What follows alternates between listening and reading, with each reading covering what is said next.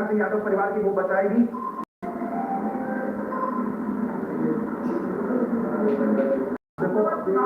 अब हमको बहुत जानकारी नहीं है क्योंकि लेकिन अब जिस हिसाब से देखो जो वोट पड़ रहा है तो आप देखो कि जो एग्जिट पोल के आधार पर भी अन्य आधार पर भी एक चीज सामने आ रही है कि देश भर में मोदी जी को फिर से प्रधानमंत्री बनाने के लिए वोट पड़ा है। तो जब देश भर में वोट पड़ा है तो ये विधान सही है। दिल्ली की 700 सीटों पर फिर आगे हो गई है। अभी 4-3 का मामला चल रहा था और बोलते बोलते बीजेपी दिल्ली की 700 सीटों पर आगे, एनडीए 305, यानी उलटफेर फिर से शुरू हो गया है। एनडीए तेजी से फिर आगे भाग रहा है और इंडियन अलायंस 216 पर है। आंध्र प्रदेश में बीजेपी गठबंधन 18, 25 सीटों में से 18 पर बीजेपी गठबंधन आगे है आंध्र प्रदेश में। ये बड़ी खबर। अरुणाचल प्रदेश में 2 सीटों पर बीजेपी आगे चल रही है।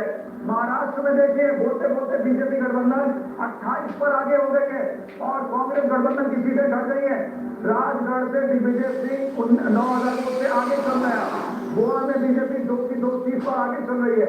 राजस्थान में 14-10, राजस्थान में सबसे बड़ा उलटफेर होता दिख रहा है जहां पर बीजेपी पीछे है। गुजरात में 26 की 26 सीट बीजेपी आगे चल रही है। तमिलनाडु में बीजेपी गठबंधन 1, DMK 37, DMK 1 seat. Uttar Pradesh में अभी मामला 39 और 41 का चल रहा है। हरियाणा में बीजेपी 1 सीट और कांग्रेस 8 सीट पर आगे चल रही है। ये रहा है।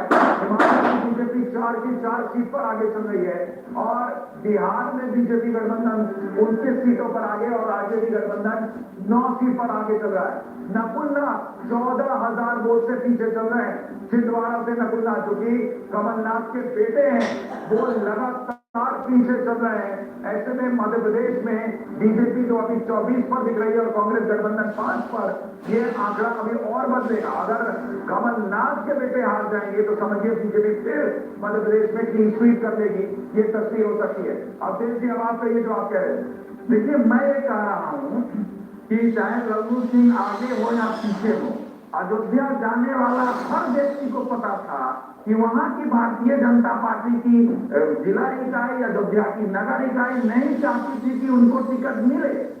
ये बिल्कुल स्पष्ट था। लोग बताते थे कि अयोध्या में तो अब काम हुआ है। उन्होंने तो यहाँ के जो एक कुंड होते थे उसकी भी सफाई नहीं कराई। इसके बावजूद आप टिकट देंगे तो वो वोटर नरेंद्र मोदी के नाम पर भी वोट तभी मिलेगा कि सामने वाले में नरेंद्र मोदी का थोड़ा सा चेहरा दिखाई जाए।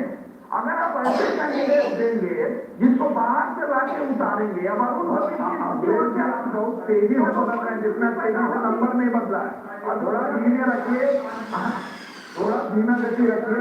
वो भारतीय जनता पार्टी ने और माननीय मोदी जी ने काटे, किस आधार पे काटे? जब अगर उनको अपनी ही पार्टी की कमियां नहीं दिख रही हैं और वो 400 का टारगेट बना करके चल रहे थे, स्थितियां क्या हुई?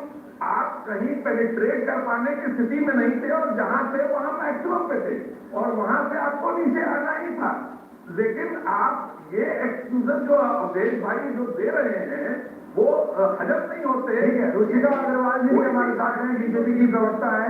रुचिका जी मुझे ये बताइए, अभी से ही कांग्रेस के नेता और समाजवादी पार्टी के नेता उत्साहित हैं कि मामला आपके लिए गड़बड़ाने वाला है, आप लोग हारने वाले हैं।